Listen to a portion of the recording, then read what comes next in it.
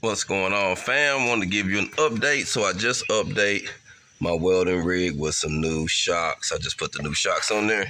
I actually put a new set on the front and back, but these are more heavy duty with the springs on them, as you see, to help me when I'm towing the skid and when I'm having a trailer, because sometimes I'm towing the skid and a trailer, and having too much weight can always be an issue.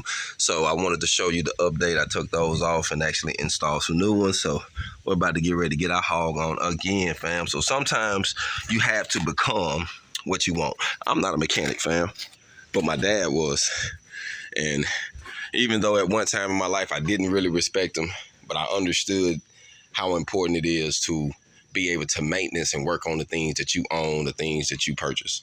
So I think it's very valuable that we would become what we need. In this day and age, sometimes you might have to become it, because the institutions that are set up can actually break the bank or can put you in a hole. Until we start networking with one another, barter systems, it ain't all about the money.